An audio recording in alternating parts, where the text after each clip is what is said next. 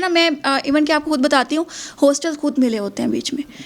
Timing आपके 10 बजे की है, मगर हॉस्टल से लड़की 2-2 दिन गायब है। और ये हम नॉर्मल बंदा बिल्कुल आउट ऑफ कंट्री नहीं जा सकता, आउट ऑफ सिटी नहीं जा सकता, मगर वही लड़कियाँ हॉस्टलाइज जो हैं वो हॉस्टल की जो मैडम है उनसे कहकर वो 2-2 दिन 3-3 दिन आउट ऑफ कंट्री भी होती हैं, आउट ऑफ सिटी भी होती हैं, और माँ बाप को सिर्फ इतना इल्म होता है कि हमारी बच्ची पढ़ने गई हुई है। अस्सलामुअलैकुम नाज़रीन, आप देख रहे हैं मेरा पाकिस्तान और मैं हूं आपका होस्ट हारिस भट्टी। चंद रोज़ कबल एक इंतहाई अफसोसनाक वाक़या पेश आया जब गुजरात की एक लड़की जो कि लाहौर में ज़ेर तलीम थी एक यूनिवर्सिटी में, और उसका ताल्लुक़ था उसामा नामी लड़के के साथ। ताल्लुक़ इस हद तक था उनका कि आपस में फ़िज़िकल रिलेशन भी था, और इस हद तक था कि लड़की माँ बनने वाली थी। जब लड़के को इस बात का पता चला कि लड़की माँ बनने वाली है, उसने उस लड़की का अबॉर्शन करने के लिए क्लिनिक में लेकर गया। किस तरह इस लड़की का अबॉर्शन किया जाए, उस बच्चे को ज़ाया किया जाए ताकि जान छुड़ाई जाए इस लड़की से। लेकिन जब बात इस हद तक पहुंची कि डॉक्टर्स ने इंजेक्शन कुछ ऐसा लगा दिया कि लड़की की तबीयत ज़्यादा बिगड़ गई और वो एक उनकी समझ से बाहर हो गया वो केस, और इस हद तक उस लड़की की तबीयत ख़राब हो गई कि लड़की अपनी जान की बाजी हार गई। फिर उसामा ने क्या किया कि उस लड़की को बजाय इसके कि उसकी डेड बॉडी उसकी फैमिली को देने के या उसको कहीं और रखने के, उसने एक निजी हॉस्पिटल में आ जाते हैं उसामा, और उसकी जो लाश को मुर्दा खाने में रखकर वहाँ से फ़रार हो जाता है। आप उस लड़के की तस्वीर देख रहे होंगे इस वीडियो स्क्रीन पे कि वो किस तरह उसके पास आया है और एक गाड़ी से लाश को निकाल कर मुर्दा खाने में रख के चला गया है। सवाल ये पैदा होता है हमारे माशरे में कि हमारी जो लड़कियाँ हैं, हमारी जो नौजवान बहनें हैं, जो बेटियाँ हैं, दूर दराज शहरों से जब लाहौर में आती हैं या कराची इस तरह के बड़े शहरों में तालीम हासिल करने के लिए जाती हैं, और वालिदैन के ख्वाब होते हैं, वो लाखों रुपये खर्च करते हैं कि हमारी बेटियाँ शहर से बाहर जा रही हैं डिग्री हासिल करने के लिए ताकि वो एक अच्छा मुकाम हासिल कर सकें, वालिदैन का सर फ़ख्र से बुलंद कर सकें। लेकिन जब आगे से औलाद की ये एक्टिविटीज़ होंगी पढ़ाई के अलावा, तो उन वालिदैन पर क्या गुजरेगी। आजकल तो ये हमारे माशरे में आम होता जा रहा है ये चीज़ें। मेरे साथ मौजूद है मरियम इकराम, जो कि ख़ुद हॉस्टलाइट हैं और ये ख़ुद हॉस्टल में रह रही हैं पिछले चंद साल से। इनसे जानता हूँ कि आखिर हमारा माशरा इस हद तक क्यों गिर गया है कि लड़कियाँ हमारी क्यों भटकती जा रही हैं, और लड़के यानी कि ताल्लुकात में तो है ही हैं, लेकिन ऐसे ताल्लुकात पैदा कर लेना कि जिसके बाद आपको शर्मिंदगी हो। अस्सलाम वालेकुम। वालेकुम अस्सलाम।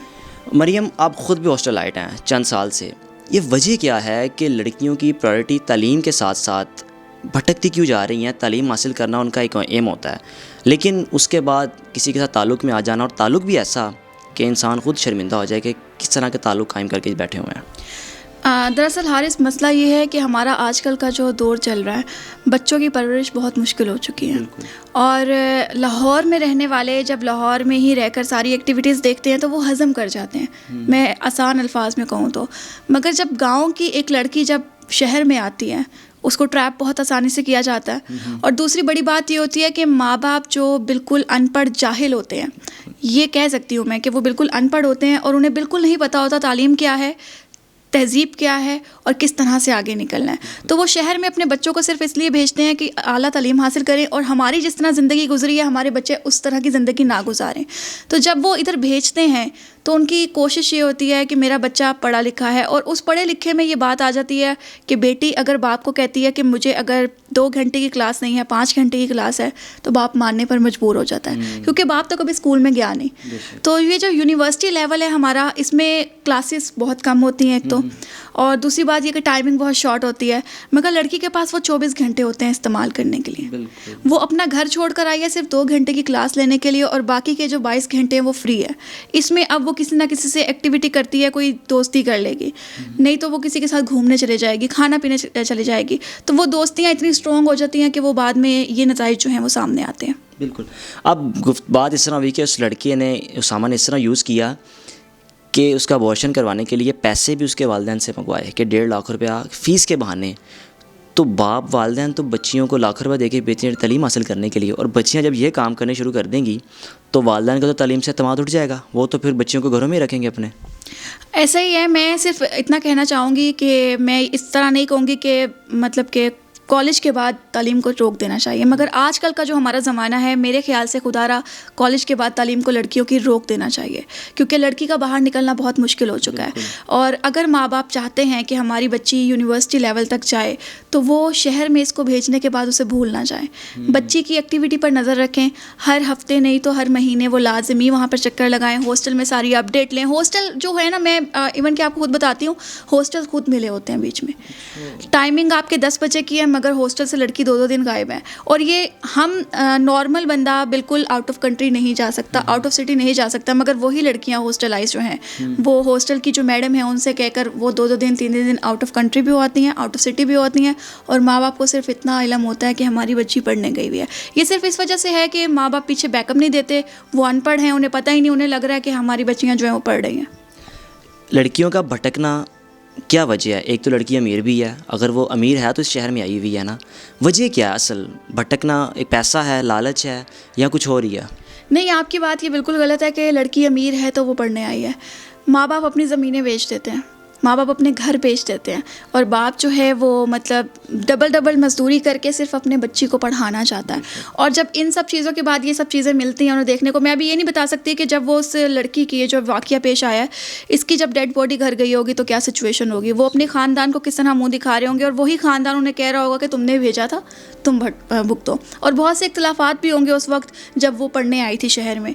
मगर लड़कियाँ भटकती इसलिए हैं कि जब इतना ट्रस्ट लेवल होता है ना, तो वो बच्चा भी कहीं ना कहीं भटक जाता है, बुज़ुर्ग भी भटक जाता है, जवान भी भटक जाता है।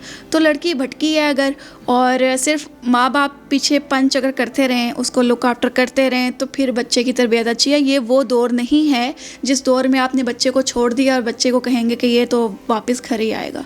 लड़के को किस हद तक आप जिम्मेदार कह सकती हैं? क्योंकि लड़के तो बेसिक जो लड़का इन्वॉल्व है इसमें, लड़के किस हद तक इस चीज़ में इन्वॉल्व हैं, और वो किस हद उनकी लैकनेस है कि इतनी नीच गिरी हुई हरकत वो कर रहे हैं? मेरा नहीं ख्याल कि लड़के ने नीच और गिरी हुई हरकत की है। ताली 2 हाथ से बजती है, बिल्कुल ताली 2 हाथ से बजती है। और अगर ये फ़िज़िकल रिलेशन डेवलप हुआ था तो दोनों की रजामंदी से हुआ था। उसके बाद अगर वो घर पे गई है और अबॉर्शन के पैसे लेकर आई है, तो एक तो लड़की को घर बता देना चाहिए था कि ये मुझसे गलती हो गई है। मारते डांटते कुछ भी करते, वो खुद से उसे लुक आफ्टर करते, ठीक है। तो अगर इन लोगों ने पैसे घर पे गए हैं, उसके बाद लड़के ने तो जाहिर सी बात है वो भी पोजेसिव होगा, या उसने भी घर में डर गया होगा, उसने भी नहीं बताया।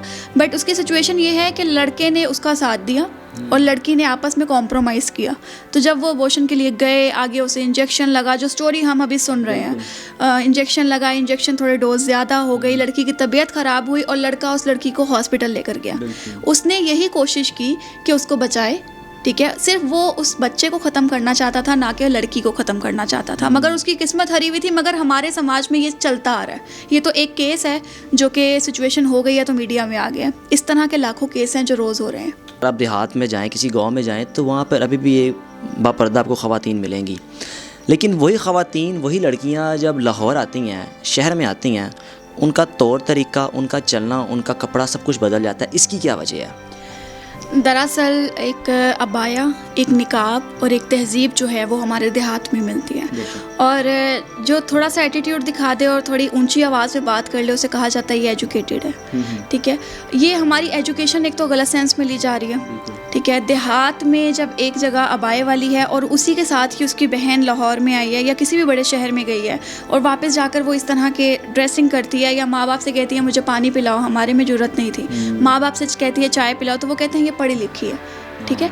ये हमारी जो मीडिया है ना, सोशल मीडिया जो हमारे प्लेटफॉर्म्स हैं, बेसिकली ये आवाम को ख़राब करने वाले हैं। हमारी ड्रेसिंग ख़राब होगी।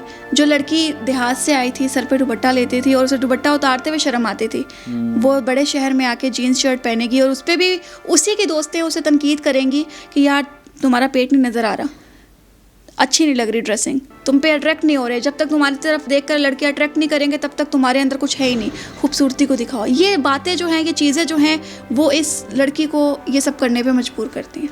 बिल्कुल जी, आपने गुफ्तगू सुनी है मरियम की, जो कि ख़ुद हॉस्टलाइट हैं, और बेहतर बताया उन्होंने कि किस तरह हमारी जो लड़कियां हैं बाहर से, जो देहातों से आती हैं, लाहौर में आकर तालीम हासिल करती हैं, किस तरह वो भटक रही हैं और किस तरह अपने वालिदैन को एक बदनामी का भी बायस बन रही हैं कि लाहौर में आके उनकी ऐसी एक्टिविटीज़ हो ना सिवाय तालीम के, किस हद तक हमारे मुआशरे को ठेस पहुँच रहा है। और ये जो वाक़या है एक बहुत बड़ा सवालिया निशान है हमारे मुआशरे पे। देखती रहिए मेरा पाकिस्तान। अल्लाह हाफ़िज़।